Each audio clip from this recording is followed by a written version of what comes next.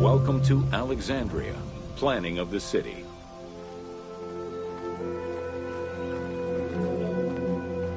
Alexander's plan to build his great city began with a verse from Homer's Odyssey. There is, in front of Egypt, in the sea with many swells, an island called Pharos. Guided by these clues, Alexander the Great founded his future city at the western end of the Nile Delta.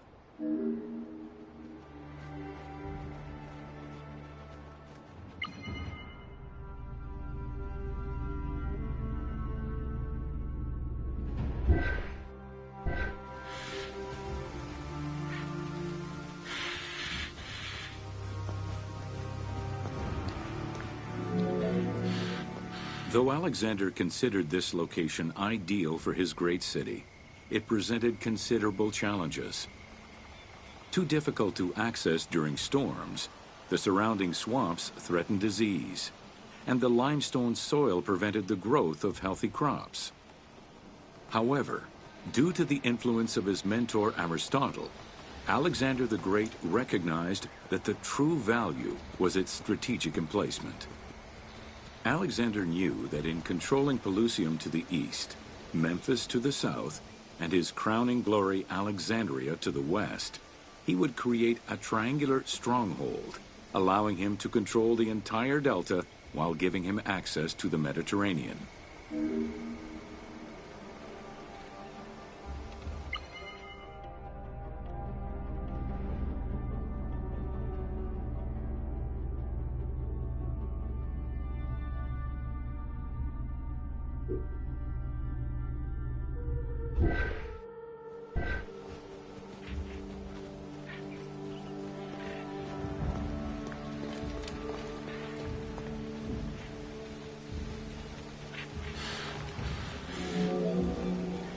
The Great Walls of Alexandria had a humble beginning. Lacking chalk to outline the future city's foundations, architects were forced to use flour instead. Clouds of migrating birds swept down and ate the flour, erasing the plans. This prompted Alexander to seek guidance from the oracles, who reassured him that his future city was destined to feed a large population.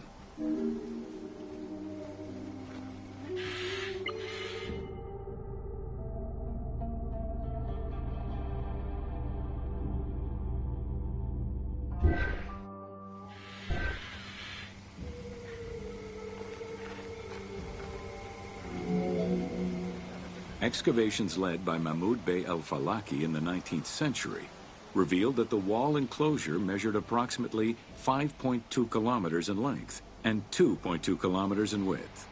It was roughly 9 meters in height.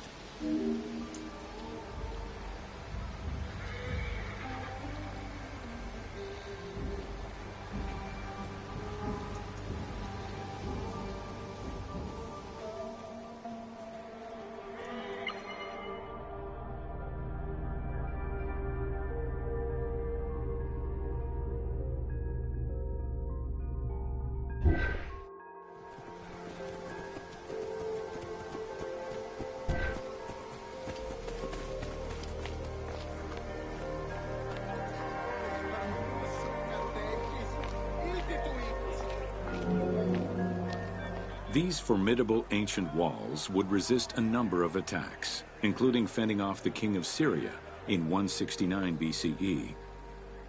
It wasn't until 295 CE that they eventually fell to Roman Emperor Diocletian, and this only after 8 months of relentless assault.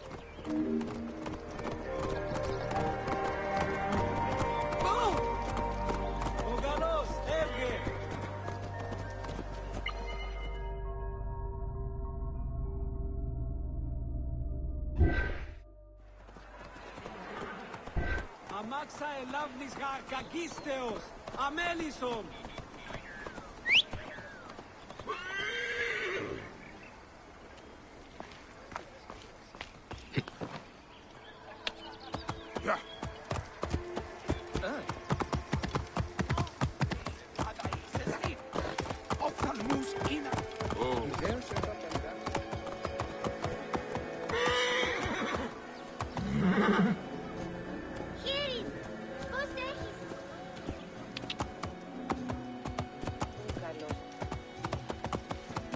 Λάξ, σι ελάβνη χρήου γυμνέστε.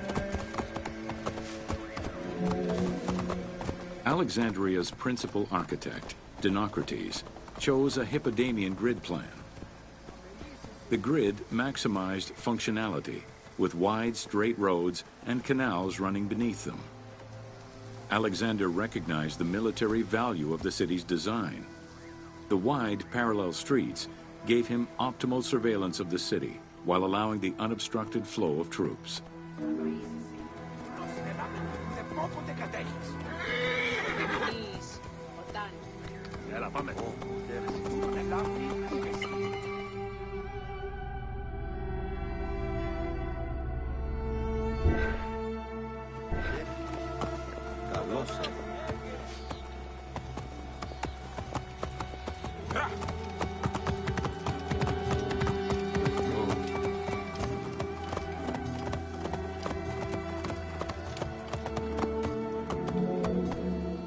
A central corridor ran from the Mediterranean's north port down to Lake Mareotis to the south.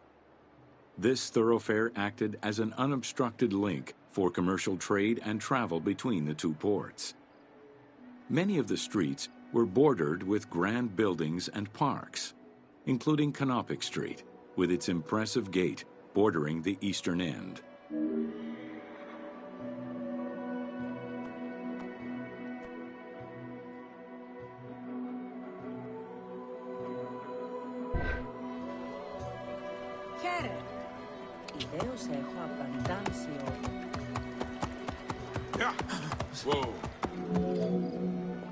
Alexandria was most likely built upon an already existing Egyptian village. Upon its completion, The Egyptians reviled the city, refusing to call it by its founder's name. Instead, they called it Raked, the building, as a mark of disdain, which was later Hellenized into Rakotis. Despite this, the name Alexandria would remain.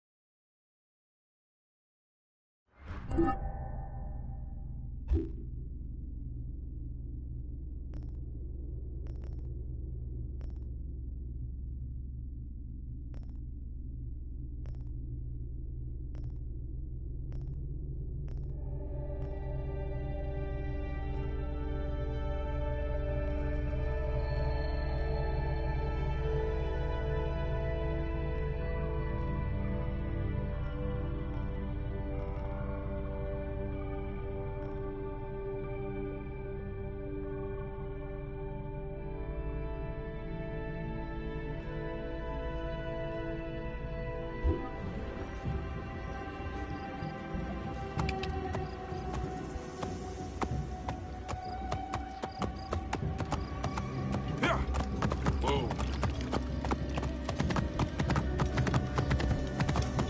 Here.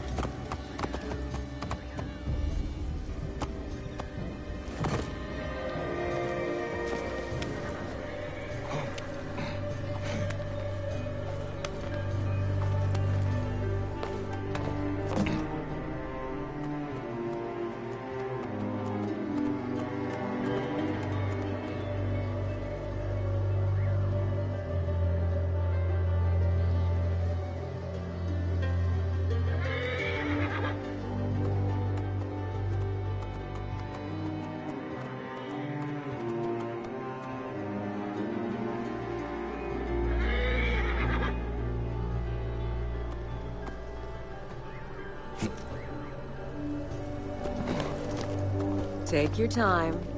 I'll wait. It's not like ancient Egypt is going anywhere.